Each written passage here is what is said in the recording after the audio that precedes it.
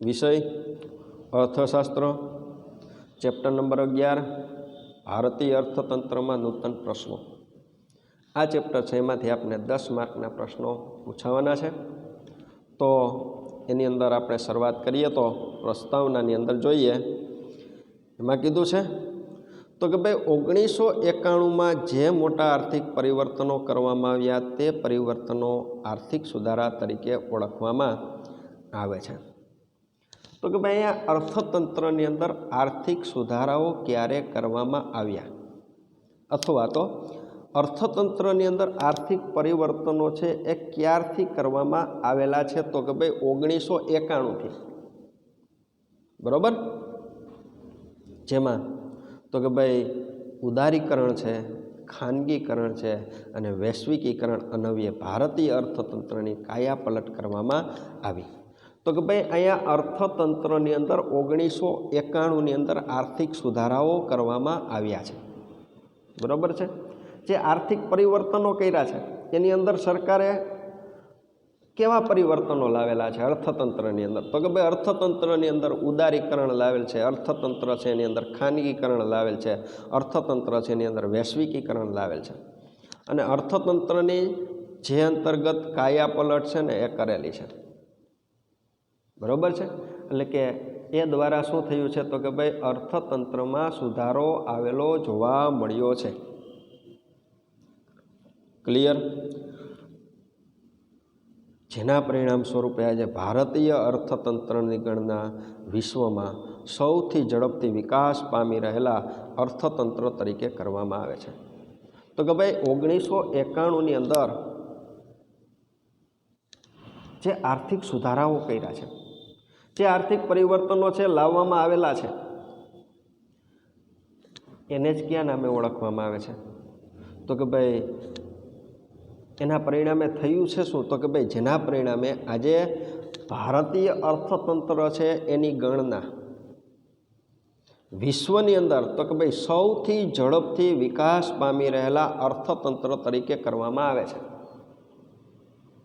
સ્થળાંતર અને શહેરીકરણને પણ વિકાસ પામી રહેલા અર્થતંત્રની ભેટ ગણવામાં આવે છે। તો કે ભાઈ સ્થળાંતર અને શહેરીકરણ આ બે બાબતો છે, તેનો આ ચેપ્ટરની અંદર આપણે અભ્યાસ કરવાનો છે।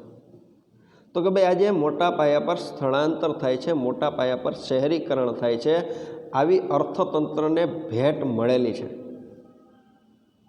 તો ભાઈ એની પાછળનું કારણ શું છે? તો કે ભાઈ દેશની અંદર આવેલા આર્થિક સુધારા છે, દેશે કરેલા આર્થિક પરિવર્તનો છે।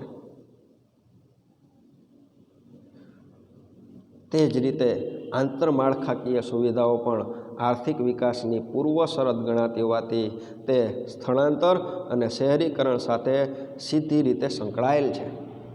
અહીંયા આંતરમાળખાકીય સુવિધાઓ અને આર્થિક વિકાસની પૂર્વ શરત એ ગણાય છે। આંતરમાળખાકીય સુવિધાઓ એટલે શું? તો કે ભાઈ અહીંયા આર્થિક આંતરમાળખું અને સામાજિક આંતરમાળખું। તો કે આર્થિક આંતરમાળખાની અંદર શેનો સમાવેશ થાય છે? તો કે ભાઈ આર્થિક આંતરમાળખાની અંદર ઉર્જા છે, વાહન વ્યવહાર છે અને સંદેશા વ્યવહાર છે, તેનો સમાવેશ થાય છે। ઉર્જા, વાહન વ્યવહાર અને સંદેશા વ્યવહાર એ આર્થિક આંતરમાળખાની અંદર સમાવેશ કરવામાં આવે છે। અને સામાજિક આંતરમાળખાની અંદર તો કે શિક્ષણ છે, રહેઠાણ છે અને આરોગ્ય છે, તેનો સમાવેશ કરવામાં આવે છે। તો કે ભાઈ દેશનો છે ને ભાઈ આર્થિક વિકાસ કરવો હોય તો એના માટેની પહેલી શરત શું કહી શકાય? તો કે ભાઈ આંતરમાળખાકીય સુવિધાઓ છે એની અંદર સુધારો કરવો, એ સુવિધાઓ વધારવી, બરાબર છે। અહીંયા આંતરમાળખાકીય સુવિધાઓ એટલે એવી વ્યવસ્થા કે સવલતોનો સમૂહ જે દેશના આર્થિક વિકાસ માટે કે આર્થિક સમૃદ્ધિ માટે અત્યંત આવશ્યક હોય। તો કે અહીંયા આંતરમાળખાકીય સુવિધાઓ એટલે કે એવી વ્યવસ્થાની વાત કરેલી છે, એવી સુવિધાની વાત કરેલી છે, એવી સવલતોની વાત કરેલી છે કે જે દેશના આર્થિક વિકાસ માટે કે સમૃદ્ધિ માટે આવશ્યક હોય। તો કે ઉર્જા છે એ આર્થિક વિકાસ અને આર્થિક વૃદ્ધિ માટે અત્યંત આવશ્યક છે, વાહન વ્યવહાર છે, સંદેશા વ્યવહાર છે, શિક્ષણ છે, આરોગ્ય છે, રહેઠાણની સુવિધા છે, બરાબર છે। આ બધી બાબતો છે એ દેશના આર્થિક વિકાસ માટે અને દેશની આર્થિક સમૃદ્ધિ માટે છે ને ભાઈ અત્યંત આવશ્યક છે ને એ છે. ક્લિયર? આમ આપણે આ ચેપ્ટરની અંદર દેશના આર્થિક વિકાસ કે સમૃદ્ધિ સાથે સંકળાયેલ 3 જુદા જુદા ક્ષેત્રો છે એની આપણે માહિતી મેળવવાની છે. એમાં આપણે કીધું છે સ્થળાંતર, શહેરીકરણ અને આંતરમાળખાકીય સેવાઓ કે સુવિધાઓનો સમાવેશ. તો આ ત્રણેય સવલતો છે તેનો આપણે અભ્યાસ કરવાનો છે. તો એમાં નંબર 1 આપેલો છે તો કે ભાઈ સ્થળાંતર. તો કે ભાઈ આર્થિક વિકાસના કારણે અર્થતંત્રનો જે ઝડપી આર્થિક વિકાસ સધાયો છે તેને સ્થળાંતરને ખૂબ જ ઝડપી બનાવ્યું છે. જેમાં વ્યક્તિ છે એ રોજી મેળવવા, કુટુંબને સ્થાયી કરવા તેમજ ઊંચા જીવન ધોરણને પ્રાપ્ત કરવા એમ અનેક ઉદ્દેશોથી પોતાના વતનથી દૂર જઈ વસવાટ કરવા લાગ્યો. તો કે અહીંયા સ્થિતિ કેવી સર્જાણી છે? તો કે ભાઈ દેશની અંદર આર્થિક વિકાસ કરવો છે જેના કારણે, બરોબર છે, શું થયું છે? તો કે ભાઈ સ્થળાંતર છે એણે વેગ પકડ્યો છે. બરોબર છે? અહીંયા આર્થિક વિકાસ થયો છે અને દેશે ઝડપી આર્થિક વિકાસ છે એ હાંસલ કર્યો છે, જેના પરિણામે સ્થળાંતર છે એ પણ ઝડપી બન્યું છે. સ્થળાંતર ઝડપી બન્યું છે તેની માટે જવાબદાર શું છે? તો કે ભાઈ વ્યક્તિ છે પોતે રોજીરોટી મેળવવા માટે જાય છે, કુટુંબને સ્થાયી કરવા માટે પોતે જાય છે, પોતે ઊંચું જીવન ધોરણ છે ને જીવવા માગે છે. આવા અનેક ઉદ્દેશો છે ને વ્યક્તિ પાસે છે. એ માટે પોતે છે ને ભાઈ પોતાના વતનથી દૂર છે ને એ વસવાટ કરવા માટે જાય છે. બરોબર છે? તો અહીંયા આપણે જોવાનું છે સ્થળાંતર છે એનો અર્થ કહેવાય કોને? સામાન્ય અર્થમાં સ્થળાંતર એટલે સ્થળ બદલવું, એક સ્થળેથી બીજા સ્થળે વસવાટ કરવો. પરંતુ સ્થળાંતરની શાસ્ત્રીય વ્યાખ્યા નીચે પ્રમાણે આપી શકાય. એ સામાન્ય અર્થની અંદર શું કીધું છે? તો કે ભાઈ સ્થળાંતર એટલે કે સ્થળ બદલવું. એટલે તો કે ભાઈ એક સ્થળેથી બીજા સ્થળે વસવાટ કરવા માટે જવું. પરંતુ અર્થશાસ્ત્રની અંદર આ વ્યાખ્યા છે એ કઈ રીતે આપેલી છે? તો કે એમાં આપણે કીધું છે તો કે ભાઈ જ્યારે વ્યક્તિ એક સ્થળેથી બીજા સ્થળે વતનથી દૂર દેશમાં કે વિદેશમાં નોકરી, વ્યવસાય કે ધંધો કે વધુ સારું જીવન ધોરણ પ્રાપ્ત કરવા માટે કાયમી વસવાટ કરે છે ત્યારે તેને સ્થળાંતર તરીકે ઓળખવામાં આવે છે. જ્યારે કોઈ વ્યક્તિ છે એ એક સ્થળેથી બીજા સ્થળે જશે, વતનથી દૂર જશે, દેશમાં કે વિદેશની અંદર નોકરી માટે જશે, વ્યવસાય કરવા માટે જશે, ધંધો કે વધુ સારું જીવન ધોરણ પ્રાપ્ત કરવા માટે કાયમી વસવાટ જે કરશે એને જ ક્યાં નામે ઓળખવામાં આવે છે? તો કે ભાઈ એને જ સ્થળાંતર તરીકે ઓળખવામાં આવે છે. બરોબર છે? તો આ વ્યાખ્યા છે એ આપણા માટે ઉપયોગી છે. પ્રશ્ન શું પૂછે? તો કે ભાઈ સ્થળાંતરની વ્યાખ્યા આપો. કેટલા માર્ક્સની અંદર? તો કે ભાઈ 1 માર્ક્સની અંદર. આપણે શું લખવાનું થશે? તો કે ભાઈ જ્યારે વ્યક્તિ છે એ એક સ્થળેથી બીજા સ્થળે, પાછું કીધું છે તો કે ભાઈ વતનથી દૂર, દેશમાં કે વિદેશમાં નોકરી માટે જાય કે વ્યવસાય માટે જાય, ધંધો કે વધુ સારું જીવન ધોરણ પ્રાપ્ત કરવા માટે કાયમી વસવાટ કરે છે ત્યારે તેને શું કહે છે? તો કે ભાઈ સ્થળાંતર તરીકે ઓળખવામાં આવે છે. ક્લિયર? સ્થળાંતર કહેવાય. અહીંયા ઉપરયુક્ત વ્યાખ્યાનો અભ્યાસ કરતાં કહી શકાય કે સ્થળાંતર એટલે શું? તો કે ભાઈ દેશમાં કે વિદેશમાં લાંબા સમય માટેનું સ્થળાંતર હોય છે, સ્થળાંતર કહેવાય. સ્થળાંતર છે એ નોકરી છે, વ્યવસાય છે, ધંધા માટે કે વધુ સારું જીવન ધોરણ મેળવવા માટે હોય છે. બરોબર છે? તો અહીંયા એનો અર્થ છે તે આપણે પૂરો કરેલો છે.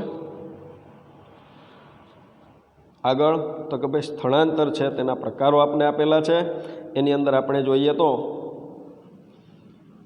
કે ભાઈ સ્થળાંતરનો અર્થ વિસ્તૃત રીતે સમજવા માટે સ્થળાંતરના પ્રકારોનો અભ્યાસ કરીએ. એ સ્થળાંતરના પ્રકારોને નીચેની માહિતીની મદદથી સમજી શકીએ છીએ. તો કે ભાઈ અહીંયા એના પ્રકારોની અંદર આપણે જોઈએ તો કહેવાય કોને? તો કે ભાઈ પહેલો પ્રકાર કીધો છે સ્થળ આધારિત સ્થળાંતર અને બીજું કીધું છે કારણ આધારિત સ્થળાંતર. એમાં સ્થળની અંદર કીધું છે આંતરિક સ્થળાંતર અને આંતરરાષ્ટ્રીય સ્થળાંતર. કારણની અંદર કીધું છે આકર્ષણ સ્થળાંતર અને અપાકર્ષક સ્થળાંતર. અહીં આપણે પ્રશ્ન પૂછે 2 માર્ક્સની અંદર સ્થળાંતરના પ્રકારોની યાદી આપો, તો કે ભાઈ સ્થળ આધારિત સ્થળાંતર અને બીજું કારણ આધારિત સ્થળાંતર. સ્થળ આધારિત સ્થળાંતર છે એની અંદર તો કે ભાઈ આંતરિક સ્થળાંતર અને આંતરરાષ્ટ્રીય સ્થળાંતર. કારણ આધારિતની અંદર તો કે ભાઈ આકર્ષણ સ્થળાંતર અને અપાકર્ષણ સ્થળાંતર. એ બીજું કીધું છે સ્થળને આધારે આપણે સ્થળાંતર છે એને 2 વિભાગની અંદર વહેંચી શકીએ છીએ, તો કે ભાઈ આંતરિક સ્થળાંતર અને આંતરરાષ્ટ્રીય સ્થળાંતર. જો વિદ્યાર્થી મિત્રો બહુ સરળ છે. સ્થળની વાત કરેલી છે તો કે ભાઈ સ્થળ એટલે તો કે ભાઈ દેશની અંદર એટલે કે આંતરિક સ્થળાંતર અને દેશની બહાર એટલે કે આંતરરાષ્ટ્રીય સ્થળાંતર. બરાબર? તો એમાં આપણે નંબર 1 જોવાનો છે સ્થળ આધારિત સ્થળાંતર. એમાં તો કે ભાઈ કોઈ પણ દેશની ભૌગોલિક સીમા સ્થળ આધારિત સ્થળાંતરને આંતરિક સ્થળાંતર અને આંતરરાષ્ટ્રીય સ્થળાંતર એમ 2 રીતે વિભાજન કરે છે. એ કોઈ પણ દેશની ભૌગોલિક સીમા, આપને ખબર છે દેશ હોય એની ભૌગોલિક સીમા હોય છે.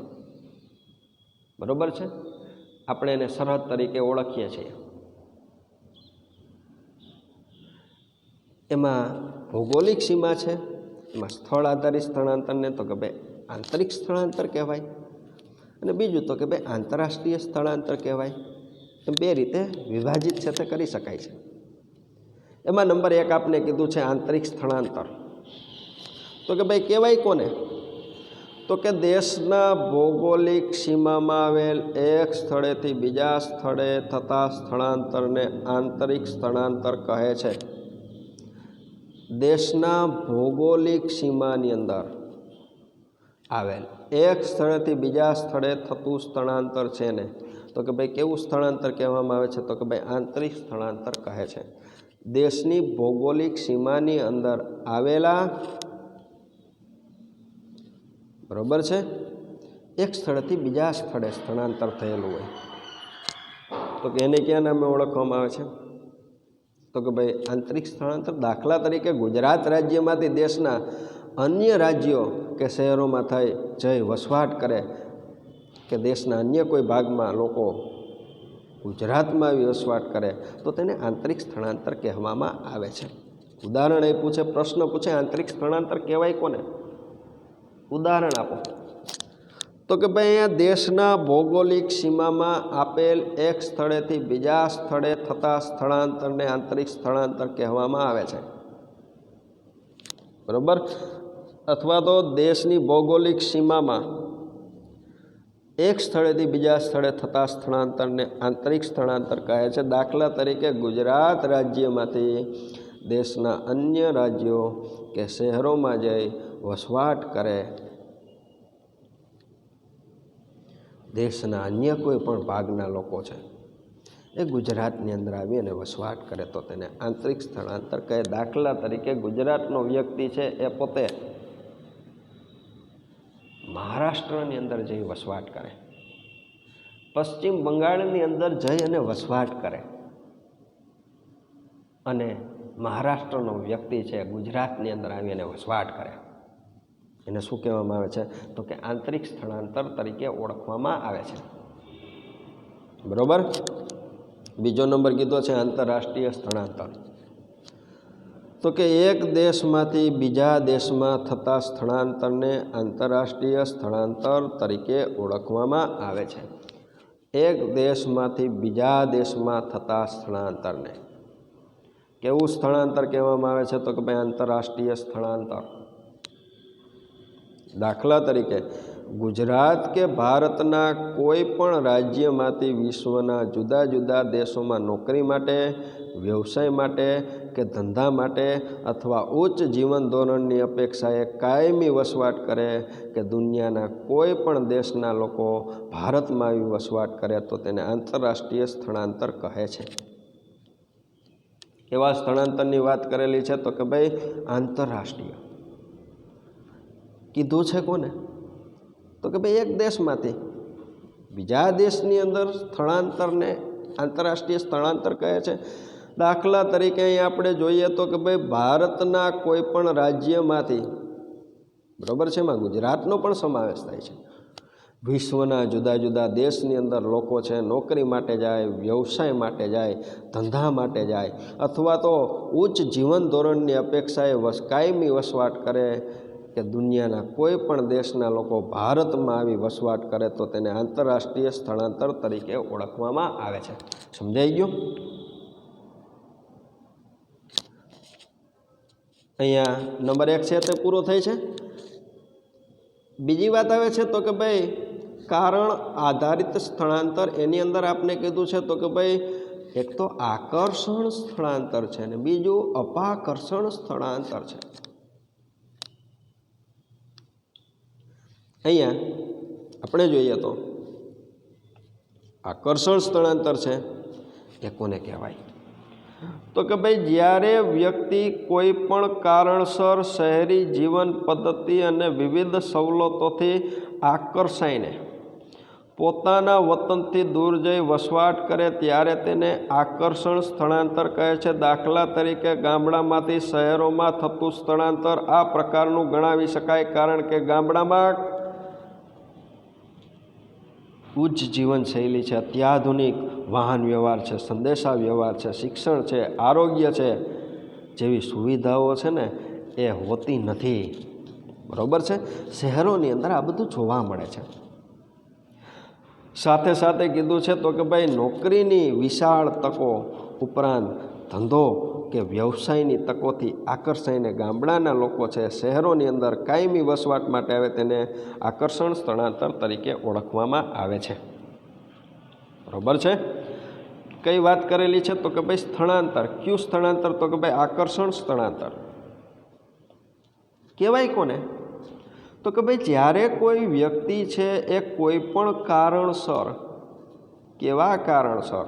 તો કે ભાઈ શહેરની અંદર જે લોકો ઊંચું જીવન જીવે છે એ જીવનશૈલીથી આકર્ષાઈને ગામડામાંથી શહેરની અંદર આવે, અત્યાધુનિક વાહન વ્યવહારથી આકર્ષાઈને ગામડામાંથી શહેરની અંદર આવે, આધુનિક સંદેશા વ્યવહારના માધ્યમોથી આકર્ષાઈને ગામડામાંથી શહેરની અંદર આવે, સારી શિક્ષણની વ્યવસ્થાથી આકર્ષાઈને ગ્રામ્ય વિસ્તારમાંથી શહેરી વિસ્તારની અંદર આવે, સારી આરોગ્યની સુવિધાઓ મેળવવા માટે અથવા તો તેનાથી આકર્ષાઈને ગામડામાંથી શહેરની અંદર આવે, સાથે સાથે તો કે ભાઈ નોકરીની વિશાળની તકનો લાભ લેવા માટે ગામડામાંથી શહેરની અંદર આવે, વ્યવસાયની તકોથી આકર્ષાઈને ગામડામાંથી શહેરમાં આવે. બરાબર છે? એને આકર્ષણ સ્થળાંતર તરીકે ઓળખવામાં આવે છે. બરાબર છે?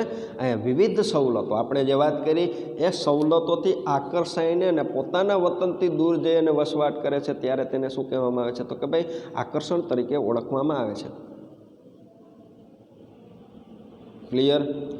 અહીંયા ગામડામાંથી લોકો છે એ શહેરોની અંદર આવે છે. એની પાછળનું કારણ શું છે? તો કે ભાઈ આવી બધી સુવિધાઓ છે.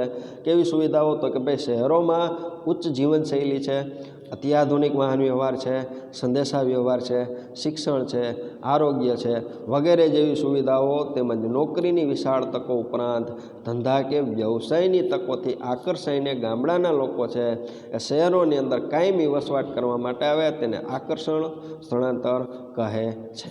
પૂરું. નંબર આપને બીજો કીધો છે તો કે ભાઈ અપાકર્ષણ સ્થળાંતર. પેરેગ્રાફ એક બાકી છે એની અંદર તો કે તેવી જ રીતે અન્ય દેશોમાં પણ ઉપરયુક્ત જેવા આકર્ષણોથી પ્રેરાઈને અન્ય દેશોની અંદર કાયમી વસવાટ માટે જાય તો તેને પણ આકર્ષણ સ્થળાંતર કહે છે. બરાબર છે. અન્ય દેશોની અંદર લોકો જે વસવાટ કરે છે, અન્ય દેશોની અંદર કાયમી વસવાટ માટે જાય તો એને પણ શું કહેવામાં આવે છે? તો કે આકર્ષણ સ્થળાંતર કહેવામાં આવે છે. બરાબર. નંબર બીજો કીધો છે અપાકર્ષણ સ્થળાંતર. એમાં તો કે જ્યારે ગ્રામ્ય સમાજમાં વસતા લોકોને ધંધો, વ્યવસાય કે નોકરીની પૂરતી તકો પોતાના ગામડામાં ન હોય કે આર્થિક પ્રવૃત્તિ માટેના બીજા વિકલ્પો ન હોય કે અપૂરતી વિકલ્પો એને મળતી હોય, વૈકલ્પિક સુવિધાઓ ન મળતી હોય, શિક્ષણની પૂરતી તકો ન હોય ત્યારે તેઓ ફરજિયાતપણે શહેરો તરફ ધકેલાય છે, ત્યારે તેને અપાકર્ષણ સ્થળાંતર કહેવામાં આવે છે. અહીંયા આપણે યાદ રાખવાનું છે તો કે ભાઈ અહીંયા ફરજિયાતપણે, જે ફરજિયાત શબ્દ આવશે એને શું કહેવાય? તો કે ભાઈ અપાકર્ષણ કહેવાશે. સમજાઈ ગયું? તો કે ભાઈ જ્યારે ગ્રામ્ય સમાજની અંદર જે લોકો વસે છે એ લોકો છે ધંધા માટે આવશે, વ્યવસાય કે નોકરીની પૂરતી તકો પોતાના ગામડાની અંદર ન હોય કે આર્થિક પ્રવૃત્તિ માટે બીજા વિકલ્પ ન હોય કે અપૂરતી સુવિધાઓ હોય, અપૂરતા વિકલ્પો હોય કે શિક્ષણની પૂરતી તકો ન હોય ત્યારે તેઓ ફરજિયાતપણે શહેરો તરફ ધકેલાય છે, ત્યારે તેને અપાકર્ષણ સ્થળાંતર તરીકે ઓળખવામાં આવે છે. એમ આપણે કારણ આધારિત સ્થળાંતરમાં ઉપરયુક્ત બંને પ્રકારનો અભ્યાસ કરતાં કહી શકીએ કે પહેલો નંબર કીધો છે આકર્ષણ સ્થળાંતરમાં ગ્રામ્ય પ્રજાજનો આર્થિક રીતે સંપન્ન વર્ગ શહેરી જીવનના વિવિધ આકર્ષણોથી આકર્ષાઈને સ્વેચ્છાએ સ્થળાંતર કરે છે. એ આકર્ષણની અંદર શું છે? તો કે ભાઈ ગામડાની અંદર એવો સમાજ છે જે આર્થિક રીતે સુખી છે. બરાબર છે. એ લોકો તો કે શહેરી જીવનના વિવિધ આકર્ષણોથી આકર્ષાઈને સ્વેચ્છાએ પોતે ક્યાં આવે છે? તો કે ભાઈ શહેરની અંદર આવે છે. અને જ્યારે અપાકર્ષણ સ્થળાંતરની અંદર શું કીધું છે? તો કે ભાઈ ગ્રામ્ય સમાજનો આર્થિક રીતે નબળો વર્ગ ગામડામાં વધુ સારા જીવનના વિકલ્પની ગેરહાજરીથી ફરજિયાતપણે શહેરો તરફ ધકેલાય છે. સમજાઈ ગયું? અપાકર્ષણની અંદર શબ્દ છે ફરજિયાત આવશે અને અહીંયા શું આવશે? તો કે ભાઈ આકર્ષણની અંદર સ્વેચ્છાએ. બરાબર. તો અહીંયા આપણે સ્થળાંતર છે, તેના પ્રકારો છે, તેનો અભ્યાસ છે તે પૂર્ણ કરેલો છે. સ્થળાંતરના આજે આપણે પ્રકારોની અંદર પહેલો નંબર આપણે શું જોયો હતો? તો કે ભાઈ સ્થળ આધારિત સ્થળાંતર. એની અંદર તો કે ભાઈ આંતરિક સ્થળાંતર અને આંતરરાષ્ટ્રીય સ્થળાંતર. બરાબર છે. તો એની અંદર આપણે સ્થળ આધારિત સ્થળાંતરની અંદર આપણે આંતરિક સ્થળાંતર જોયું, આંતરરાષ્ટ્રીય સ્થળાંતર જોયું અને કારણ આધારિતની અંદર તો કે ભાઈ આકર્ષણ સ્થળાંતર જોયું અને અપાકર્ષણ સ્થળાંતર છે તે જોયેલું છે. આ પ્રશ્ન છે એ આપને 3 માર્ક્સની અંદર પૂછી શકાય. બરાબર છે. હવે આપણે જોઈએ તો કે ભાઈ સ્થળાંતર થાય છે તેની પાછળના કારણો શું છે? તો એમાં આપણે જોઈએ તો પેરેગ્રાફથી કીધું છે. એમાં તો કે ભાઈ સ્થળાંતરના પ્રકારોનો અભ્યાસ કર્યા બાદ સ્થળાંતરને વિસ્તૃત રીતે સમજવા માટે સ્થળાંતરના કારણોનો અભ્યાસ કરવો જરૂરી છે. અહીં આપણે સ્થળાંતરના પ્રકારો છે તેનો આપણે અભ્યાસ કર્યો.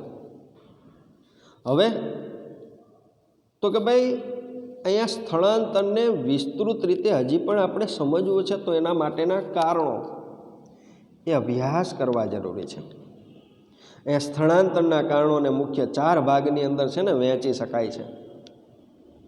ક્યાં ક્યાં 4 ભાગ કીધા છે? તો કે ભાઈ પહેલો નંબર આર્થિક કારણો કીધું છે, પછી તો કે ભાઈ અહીંયા બીજો નંબર સામાજિક કારણો, ત્રીજો નંબર રાજકીય કારણો અને ચોથો નંબર આપણે કીધું છે કુદરતી આપત્તિઓ કે પર્યાવરણીય પરિબળો. તો કે ભાઈ આ 4 પરિબળોને પરિણામે સ્થળાંતર છે ને થતું આપને જોવા મળે છે. એમાં નંબર 1 આપને કીધું છે તો કે ભાઈ આર્થિક કારણો. તો કે સ્થળાંતરના કારણોમાં સૌથી મહત્વનું કારણ આર્થિક કારણ ગણાવી શકાય. આર્થિક કારણની અંદર નંબર 1 કીધું છે તો કે ભાઈ નોકરી વ્યવસાય કે ધંધા માટે. એમાં વ્યક્તિ જ્યારે નોકરી વ્યવસાય કે ધંધા માટે એક જગ્યાએથી બીજી જગ્યાએ સ્થળાંતર કરે તે જઈ ગયો નોકરી વ્યવસાય કે ધંધા માટે. તો કે ભાઈ વ્યક્તિ જ્યારે નોકરી માટે વ્યવસાય માટે કે ધંધા માટે એક જગ્યાએથી બીજી જગ્યાએ સ્થળાંતર કરે તે એટલે શું? તો કે ભાઈ આર્થિક સ્થળાંતરો. વ્યક્તિ આર્થિક રીતે સશક્ત થવા માગે છે, બરોબર છે, એટલા માટે પોતે શું કરશે? તો કે એક સ્થળેથી બીજા સ્થળે જશે. બીજો નંબર કીધો છે બદલી. તો કે જ્યારે વ્યક્તિ એક જગ્યાએ નોકરી કરતી હોય અને તેની બદલી દૂરના સ્થળે થતાં તેને તે સ્થળે સ્થળાંતર કરવું પડે તે. બરોબર છે. જ્યારે વ્યક્તિ છે એક જગ્યાએ નોકરી કરે છે અને તેની બદલી છે એ ક્યાં થાય છે? તો કે ભાઈ દૂરના સ્થળે થાય છે. તો તેને કારણે વ્યક્તિ છે એ સ્થળ બદલે છે, તો સ્થળાંતર કહી શકાય છે. કારણ શું છે? તો કે ભાઈ આર્થિક કારણ છે. પછી તો કે ભાઈ કુદરતી સંપત્તિનું પ્રમાણ. એની અંદર આપણે કીધું છે તો કે ભાઈ જ્યારે કોઈ પણ જગ્યાએ કુદરતી સંપત્તિ વિપુલ પ્રમાણમાં હોય પરંતુ તે સ્થળે વસ્તીનું પ્રમાણ ખૂબ જ ઓછું હોય ત્યારે તે સ્થળે થતું સ્થળાંતર, દાખલા તરીકે સોનાની ખાણ હોય ત્યાં, હીરાની ખાણ હોય ત્યાં, ખનિજ સંપત્તિ હોય ત્યાં, પેટ્રોલિયમ પેદાશો હોય ત્યાં વગેરેના ખનન અને શુદ્ધિકરણની પ્રક્રિયા માટે વિવિધ પ્રકારના કૌશલ્ય ધરાવતા માનવ શ્રમની મોટા પ્રમાણની અંદર જરૂર પડે છે. તો કે ભાઈ અહીંયા કોઈ જગ્યાએ કુદરતી સંપત્તિ છે એ મોટા પ્રમાણની અંદર હોય પરંતુ આવા સ્થળે શું હોય? તો કે ભાઈ વસ્તી છે એ ખૂબ જ ઓછી હોય. તો કે ભાઈ આવા સંજોગોની અંદર ત્યાં થતું સ્થળાંતર કહેવાય શું? તો કે ભાઈ સોનાની ખાણ છે ને, હીરાની ખાણ છે ને, ખનિજની સંપત્તિ છે, પેટ્રોલિયમ પેદાશો છે વગેરેનું ખનન, એટલે કે ભાઈ ભૂગર્ભમાંથી આપણે તેને બહાર કાઢવી છે, બરોબર છે, તેને ખનન કર્યું કહેવાય. અને શુદ્ધિકરણની પ્રક્રિયા કરવી છે તો એના માટે કૌશલ્ય ધરાવતા માનવ શ્રમની જરૂર પડશે.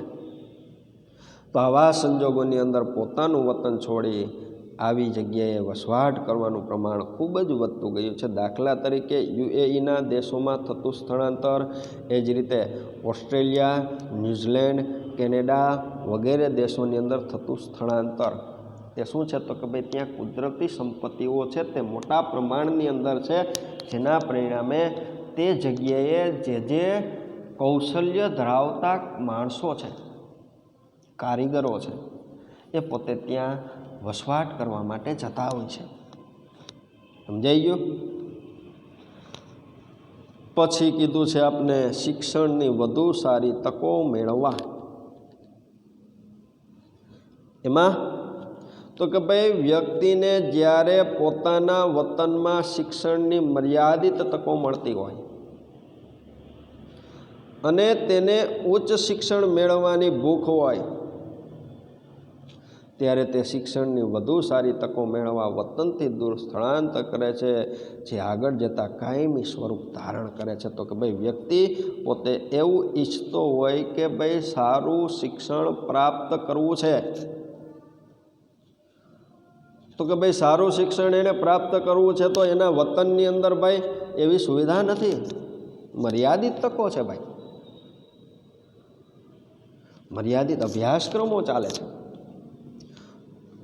અને એ વ્યક્તિની અંદર ઉચ્ચ શિક્ષણ મેળવવાની ભૂખ હોય ત્યારે શિક્ષણની વધુ સારી તકો મેળવવા માટે વતનથી વ્યક્તિ દૂર જાય અને સ્થળાંતર કરે છે.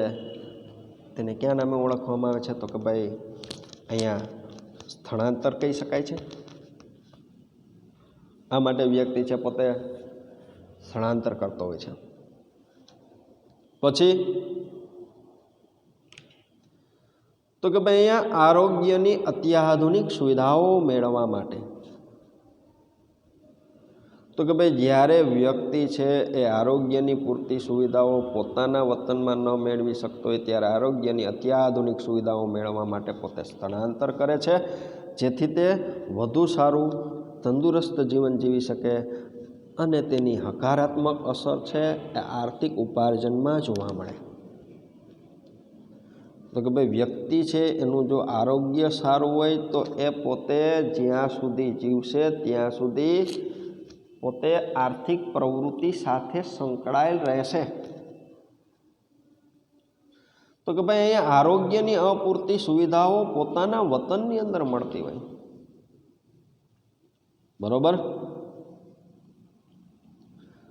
તો જેના પરિણામે પોતે આરોગ્યની અત્યાધુનિક સુવિધાઓ મેળવવા માટે સ્થળાંતર કરે છે, તેથી તે સારું તંદુરસ્ત નિરોગી જીવન છે પોતે જીવી શકે. અને જેના પરિણામે શું થાય? તો કે ભાઈ તેનું સ્વાસ્થ્ય સારું રહે તો પોતે વધુ સારી રીતે કામ કરી શકે. અને પછીનો નંબર આપણે કીધો છે આયોજિત સ્થળાંતર. તો કે ભાઈ જ્યારે કુટુંબના સભ્યો આયોજન કરી કુટુંબના એક અથવા વધુ સભ્યોને આર્થિક પ્રવૃત્તિ માટે વતનથી દૂર વસવાટ માટે મોકલે તે આયોજિત સ્થળાંતર તરીકે ગણાવી શકાય છે. તો કે ભાઈ અહીંયા કુટુંબના સભ્યો બધા ભેગા થઈ પોતે આયોજન કરે. કેવું આયોજન કરે? તો કે ભાઈ એ કુટુંબના એક સભ્યને અથવા તો એકથી વધુ સભ્યોને આર્થિક પ્રવૃત્તિ માટે વતનથી દૂર વસવાટ કરવા માટે મોકલવા છે.